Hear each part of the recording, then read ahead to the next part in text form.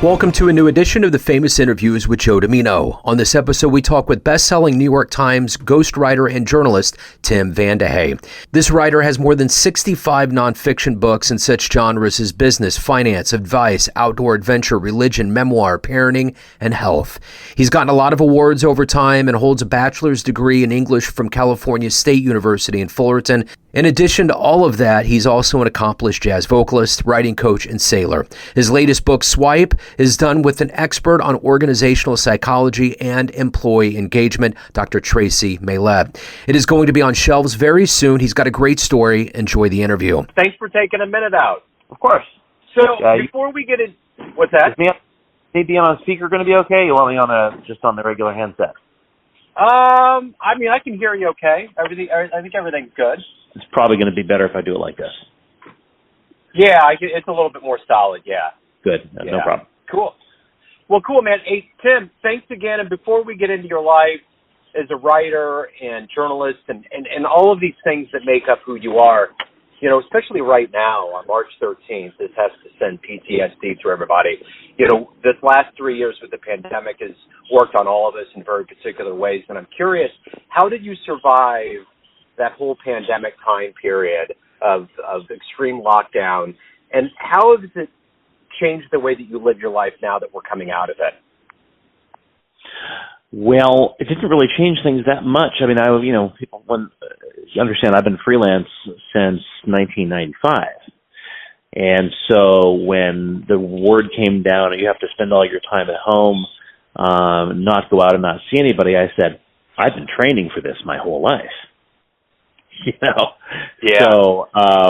So it really wasn't much of a change. I mean, not that I missed music more than anything else. As I told you, I'm a jazz vocalist, and I sing in three ensembles here in Kansas City, and so music, the loss of music was rough because obviously that completely shut down. But otherwise, I mean, it wasn't that different. I worked out I have a gorgeous backyard here in my house in Waldo, and I worked out there. And, kept in touch with everybody by phone and by Zoom and so on. And it didn't change things all that much, really. Other than I had to write all my books. I couldn't interview my authors in person, which sucked because, what I do is it's very intimate, writing a book for someone, based on their story. If I want to write something that sounds like them, I need to get to know them. And the best way to do that is to spend time together face to face. And of course, that went out the window. So I had to adapt professionally to working either by phone or by, Zoom, Google Meet, whatever. So that probably went 2 years without seeing a client face to face. So that was probably the biggest adaptation that I had to make was, you have to work harder and spend more time with people when you're not face to face because there's really no substitute for it. So you can do all day Zoom call. Doesn't matter. You're still not having those spontaneous moments where you get a glimpse into somebody's character or personality. So that was probably the biggest change, in terms of how I live my life. So it hasn't changed a thing. Hasn't really changed anything for me because I was always working on my own and working at home a lot. I've had offices in the past and things like that, but I've still primarily worked at home because it's just the simplest thing to do, and I enjoy it. It's interesting. Of all of the people that I've interviewed, a lot of what I do is jazz radio. There's so many, the jazz world, the artist community was totally the one I think that suffered the most. But the irony is that for the jazz community, they deal with improv. You get thrown into the unknown every night, and you have to make something good out of it. So COVID was almost kind of an extension of that. Not that in any way, shape, or form was in an ideal scenario. I think it was just something that was, for all the artists out there, it kind of mimics the way jazz works on a regular basis. Yeah, I mean, we improvisation. What was amazing was, you saw people being incredibly creative in how to get together and create. I sing one of the three groups that I sing with now is an a cappella jazz quintet, and we did not get together for probably a good year, And I finally said to everybody, one of us, I forget who it was, said to everybody, so like, look, this is 5 of us. It's not 20 or 30 like it is in a choir or in the group that I'm part of that does, Renaissance music at the, madrigals and things at the Renaissance Festival. This is 5 of us. So can we get together in a room, wear masks, and sing? And we said, let's give it a shot. So we got back to rehearsals anyway. I forget exactly when it was. I think it was the summer of 2021. Maybe the spring of 2021. Then we got back to it and said, let's give it a shot. If anybody starts to, show symptoms or anything, we're just going to shut it down. And it went fine. And we all got, singing in masks is miserable, of course. It only works for singers. You can't exactly play a saxophone in a mask.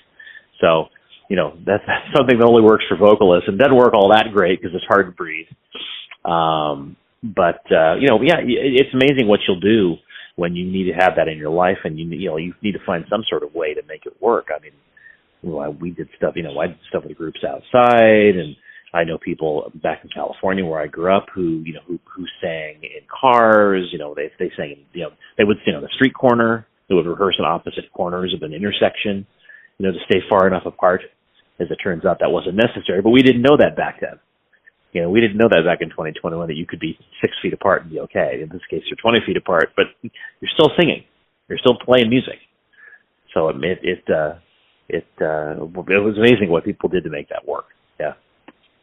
So let's get a really good handle on exactly what you do for a living. And I'm going to put you in front of a bunch of third graders at a career day. And one of them is going to look up and ask you, what do you do for a living? How do you answer them?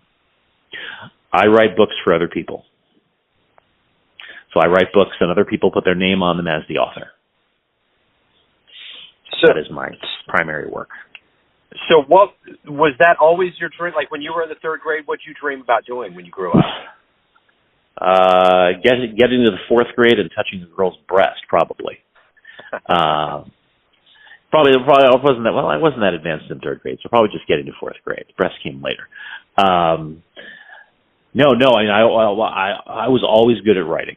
Writing was always very easy for me, which sounds terrible to say. Other writers really hate to hear that, but it is true. Writing is always super easy for me. So I didn't have anything in mind when I was younger. I thought about journalism in school. I got an English degree because I couldn't get on the paper at my school, at my college. So I said, well, I want to write stuff, so I'll just do it and get an English degree instead. Never really used it. I went straight out from school and went to work for a trade magazine. Then I worked for a martial arts magazine of all things, and then went to work for an ad agency, which I was really good at that stuff. And did that 4 years. And just during all that time, I was absorbing everything I could about business and about work schedules and how to deal with clients and things like that. So no, I really it was more the ghostwriting thing. Never entered my mind, honestly. My main concern was I don't want to work. I want to work for somebody else for as little time as possible. I always knew I wanted to be freelance. I always knew that I could be good at it, and I've always been a real self-starter when it comes to getting work. Like I don't have a problem going up to somebody and saying hire me. So being very end of 1994, I was working in an ad agency south of LA, and I finally said to myself, look, I have 3 clients who love me and hate my agency. I was doing stuff for the real estate field mostly, working for a lot of individuals like real estate brokers and things. And just I have 3 clients who love me. I don't like my agency. They were all willing to go on retainer with me, which is great because it's guaranteed income. And I left. I moved down to a town called Laguna Beach, which is eventually the town where later I would meet my wife. I moved down to the lower floor of a duplex with my best friend, who's still my best friend. Above us was a constantly drunk Irish couple, which means St. Patrick's Days were really interesting and fun and noisy. And we grew our own pot and smoked our own pot, and I started writing for myself. And that was beginning in 1995, and never looked back. So, but I didn't get into writing books until the first one I wrote was in 99. One of my marketing clients said, hey, Tim, could you write a book for me? And I said, yeah, sure, Peter, I can write a book for you, no problem. Hung up the phone, went, oh, crap, how do you write a book? Because that's what you do. If you want to chase opportunities in life, you say yes to everything, at least within reason. And then you hang up the phone, you have a panic attack, and you figure out how to make it work. So that's what I did. And that first book sucked. It was terrible. I don't think I even have a copy of it. But it was still had my name on it, because sometimes as a ghost, you get a with credit. So I got a with credit on that book. And he actually sent it to me when I was in Rome traveling. So the Italian girls thought it was really cool that I had a book with my name on it. And, I wrote 2 more books for the same guy, same client. The third one did quite well, being a bestseller in Asia, and did pretty well over here. I think it won an award. And so that was 2004, and that sort of kicked off my career. And I made a bunch of contacts because of that book, and got my first agent because of that book, and started doing some bigger projects. And that sort of catapulted me into the whole ghosting world. But so it was really through happenstance. But once I started doing it, I'm like, well, I'm good at this. This is really cool. I really like doing this, and I can make more money, and I get a chance to get. I mean, I was able to, but by 2003 or 4, I think it was 3. I was already doing a book with a big literary agent, a famous best-selling author, the guy who co-created Chicken Soup for the Soul of all people, and getting a deal with a major publisher. So I'm like, yeah, this is cool. this is a good way to do things. I like this. So I think by 2005, I had probably said, yeah, I'm going to do this full time and get rid of the marketing stuff. So I stopped writing marketing copy and ads and things and just focused on books, and I've been focused on books ever since. So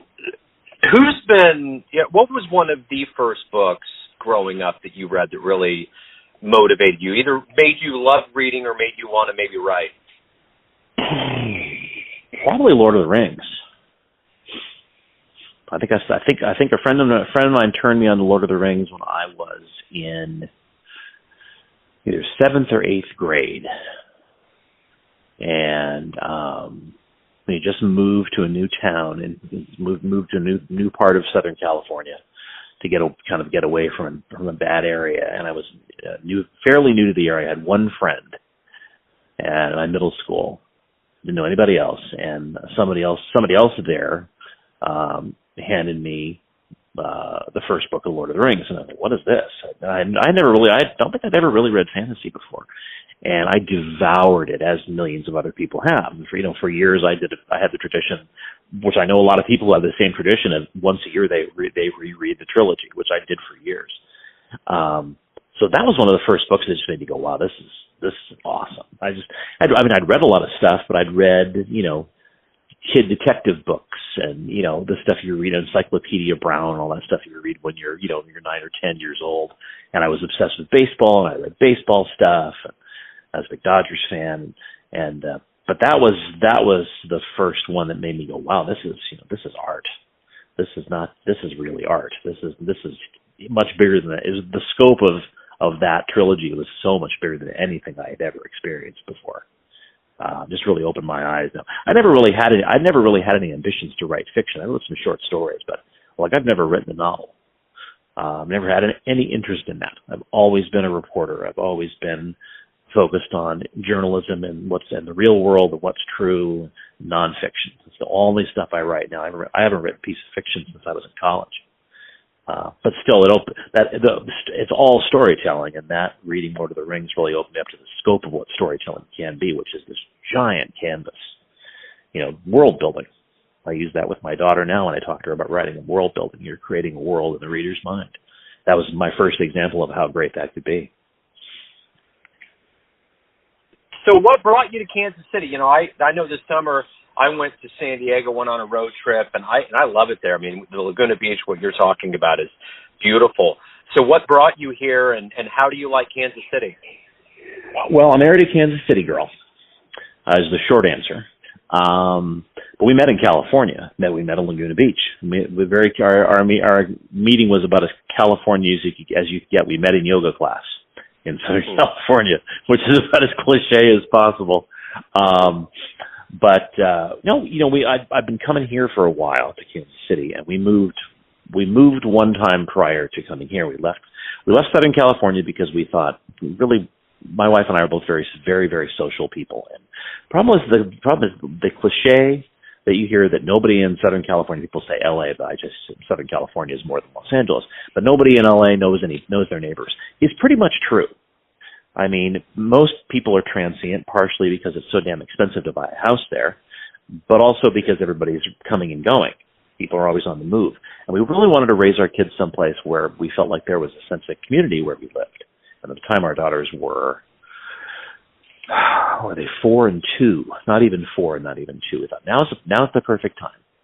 And plus, I'd lived there for 44 years. Well, that'd be kind of fun to live somewhere else. We ended up in Bainbridge Island, Washington, which is an island in Puget Sound, about 30 miles across the water from Seattle, which sounded great on paper, and in reality was beautiful and absolutely gorgeous, but very isolated. We didn't like it. So we were there until the spring of 2012, and later in 2011, we started saying, we don't really like it here. Where do we want to go next?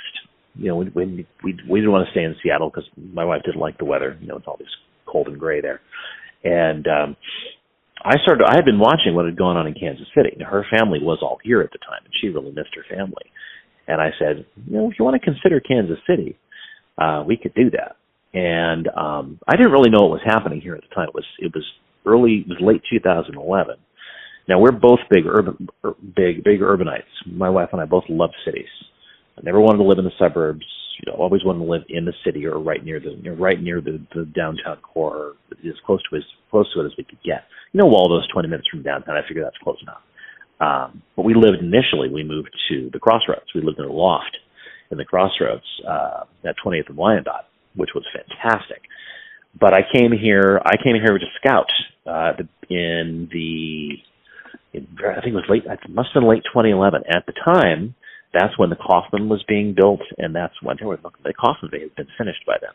And the streetcar was going in, and the Crossroads was really blossoming as a center of arts. And I looked around what was happening in Kansas City, and I really hadn't looked at it that way before because, you look at a place differently when you're thinking about relocating there. And I said, yeah, there's some cool stuff going on here that people don't read about because Kansas City's really overlooked. And I said, yeah, I could do this. I could do this. This is promising. And so I said, let's move here and let's move someplace that is the most diametrically opposed from our house in the woods, which was a loft at 20th and Wyandotte across from what used to be Hamburger Mary's. So I thought, man, we got it all now. We got a loft, we got a rooftop pool, and we got drag queens. We are good. So we moved here in the very beginning of April of 2012. And this is where my kids have pretty much grown up. And we love it. I think it's a terrific city. It's really a wonderful city. Moved here just in time for the Royals to get good, which was fun. Yeah. Perfect timing. And now here for the Chiefs. So, sports-wise it was good. But I think I told you when we talked, or did I talk to you? No, I didn't talk to you. I talked to somebody else. But I've become a huge Kansas City booster because I really like the city. It's not perfect, no city is, but I'll take it over LA in a heartbeat. This is an easy city to live in compared to what I used to know, which was endless traffic and endless, really the endless traffic that was just blights your life when you're in Southern California because you can't go anywhere. There's not tons and tons of traffic stopping you from getting where you need to be. So, I'm a huge fan. I think Kansas City is a terrific city. And so we're past 10 years here now. We're going on 11 years here now, and my daughter goes to UMKC now, my oldest daughter. So we're here for the duration, I think. Cool, really very cool. Yeah, I did volunteering at Harvesters a few weeks ago with my son. My son, he's in the autism spectrum, and he has just got a job at World's Fun. So I'm really trying to keep him in rhythm. We've always done volunteering. And there was a guy there from LA County, and he was just like, this right now, because we just started talking. He was like, this wouldn't happen in LA. We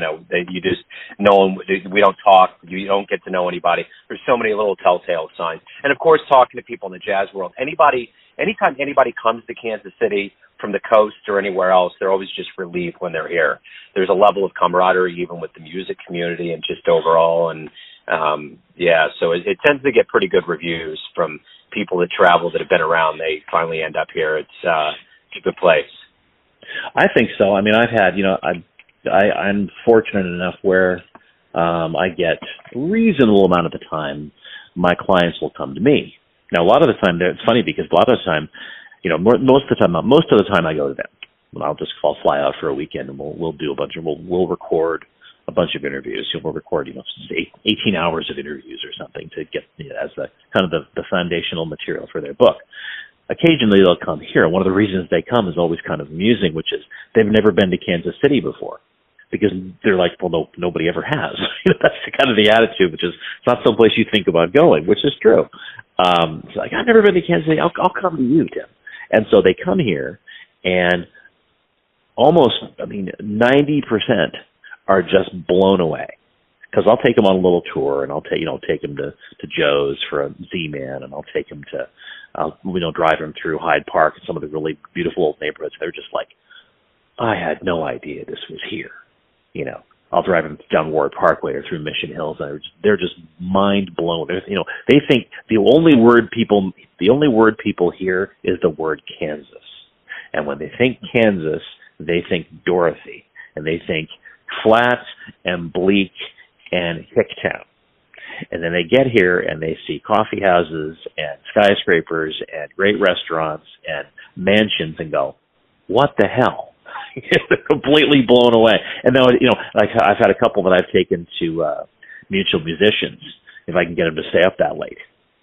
If I tell them, we're going to go to this great jazz show. Starts at 1 a.m. They're like, it does what? And then if I can keep them awake that long, they're like, that was the most amazing thing I've ever heard in my life. Yeah. And I've had people who have nobody's followed through because it's a big thing. But I've had clients who've come here who swore within the next few years they were going to buy a place here. I don't think it's happened yet, but they were. But they were like, oh, this is awesome, because they realize they're mostly from cities like L.A. or they're from Miami or they're from New York, and they come here and go, wait a minute, now I can live, or I could have a foothold in a really cool, sophisticated urban environment that's also really easy to live in and friendly? No way. Which is what I keep telling them. I say, it's a fantastic balance. I said, the only thing that sucks is the schools. The schools are terrible. That is not enough green space downtown, but we're working on that. But I say, otherwise, that's exactly right. And they're just blown away when they experience that they can have jazz clubs and great food and still be able to park and still have people smile at them on the street. It's really fun to watch their eyes get opened. For sure. So as a ghostwriter, you probably covered some very interesting people. And I'm curious, if you could meet anybody alive on the planet right now and spend some time with them, who'd it be? Wow. I could probably name 50 people if I thought about it for an hour, but I don't have an hour. Most of the ones I would have probably wanted to meet have died. Unfortunately. People like Carl Sagan, guys like that. Honestly, probably, I would say somebody. I would love to. I'd be fascinated to spend time with Anthony Fauci, because the guy is a preeminent scientist, and yet he's just like this really old school Italian Goomba, who you meet the guy and you would never. He's such a casual dude that you would never realize there's a great scientific mind in there, because he just comes off as such a regular guy. But I've known a Nobel laureate. I did some writing for a Nobel laureate quite a few years ago in my career, actually, and I've met some of these people who have these extraordinary scientific minds, and they are they're way more down to earth than you think they are. This one, the one I wrote for, was obsessed with model trains. When you go to his house, he had a house in, I want to say it's in Beverly Hills. I think it's in Beverly Hills. And you go into his garage, and it is the mother of all model train sets. It's hilarious. Here's this guy who won a Nobel Prize in medicine and physiology, and he's got this monster model train setup literally takes up his entire garage. You cannot put anything in his garage. This is it. And it's got a setup where he can walk through the interior of it, like it's all set up in like corridors in between, so he can walk through and like take like bird's eye footage of the trains close up as they go by. It's the funniest damn thing in the world. And here's this, but it's just, so minds like that are really interesting. So I guess somebody like Fauci would be fascinating to me. Yeah. So, of all the things that you've done and accomplished and written and places you've been, everything you've done, what are you the proudest of? Professionally? Overall, anything. Well, I could give you the cliche answer, which is true, and I'm raising two amazing daughters would probably be the answer that I think would be the appropriate one. So I'll personally raising two phenomenal daughters who are amazing people. One's 18, one's 15, and they're just my favorite people on the planet. Professionally, probably a book I did that I think came out in 2018 called Brainwashed, and it was about football and CTE, chronic traumatic encephalopathy, which you've probably heard of. The stuff that football players allegedly get from getting, hit in the head too many times. I took that on as a kind of a counterfactual book for a former Pittsburgh Steelers player named Merrill Hodge. And he and some scientists that he knew wanted to kind of take on this the scientific assertions that football basically inevitably led to brain damage. And so I took that book on as an investigative piece, and I still call it the toughest job I ever loved, because it kicked my butt, because it was intense research. It was the kind of stuff I really, really can sink my teeth into, which is investigative journalism. And that book absolutely killed me as far as just time, late hours, up at 2:00 in the morning at my office I used to have in WeWork on the Crossroads, going through citations. I had like 220 scientific citations in the book. And that book kicked my butt. And at the same time, when it finally came out, it really changed the conversation. It changed the conversation about CTE. It changed the conversation about youth football. Because I'm not a football player. I'm a baseball guy. And I'm not an athlete anyway. I never was.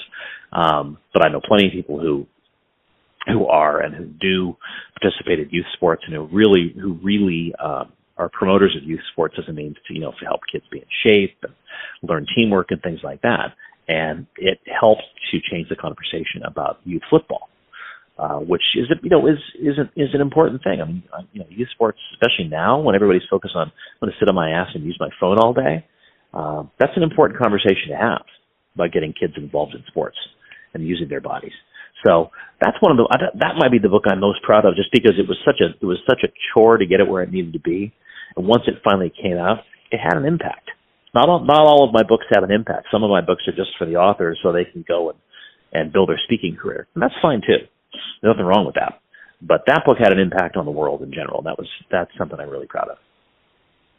So everyone out there has a perception of you, an idea of who they think you are, your family, your friends, your fans, but ultimately you live your life. What's your perception of you? Who do you think you are? Well, I think I'm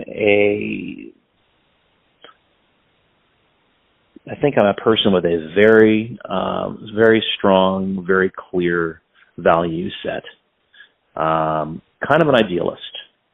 I'm not kind of an idealist. I am an idealist. I'm an idealist and I'm an optimist.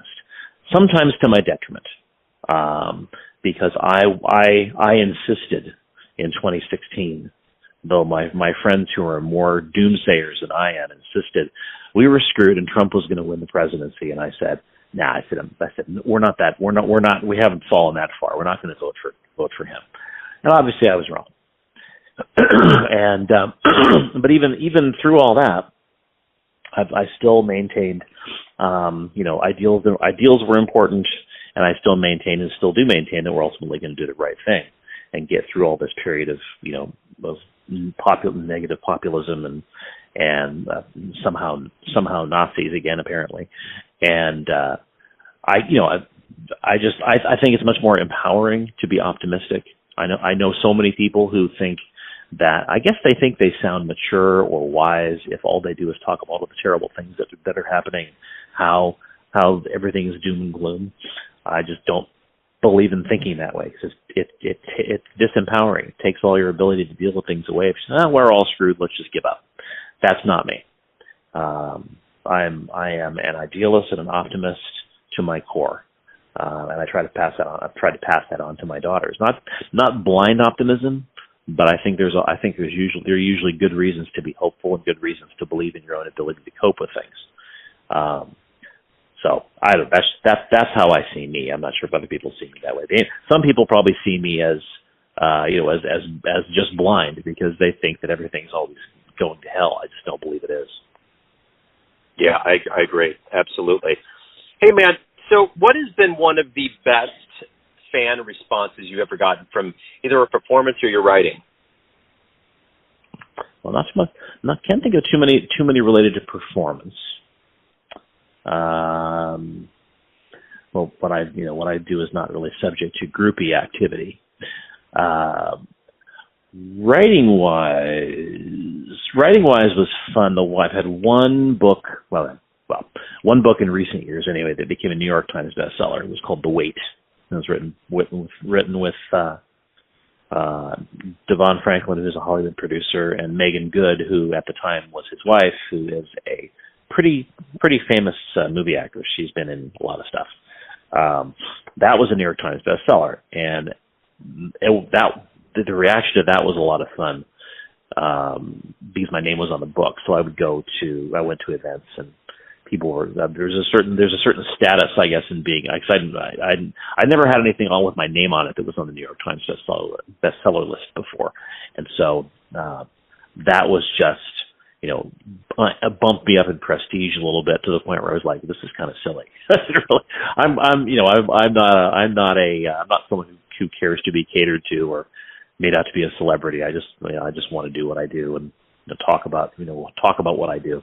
But what it did was it had a lot of writers who at conferences and things who might not have otherwise listened to what I said about writing, all of a sudden paying a lot of attention to what I said about writing, which I wasn't any smarter before the book hit the bestseller list than I was after it hit the bestseller list, but I guess I had a lot more status then, or so they were going to take what I said a lot more seriously about the business and how to get published and all those things.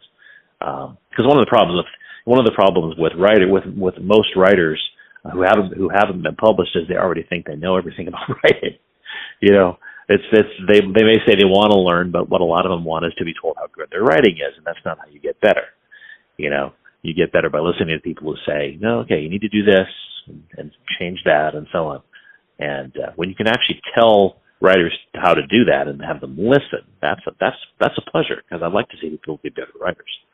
So that was probably the most fun, which is the fallout from this, from the success of that book. Man, that's a great answer, Tim. Hey, if anyone out there wants to pick up your books, learn more about your performances, anything related to your world, where's the best place to go? Well, that's a two-part answer. So I have a book coming out that I co-authored with my colleague, Dr. Tracy Maylett, who's an organizational psychologist. The book comes out on March 21st, so just next week. And that book is called Swipe.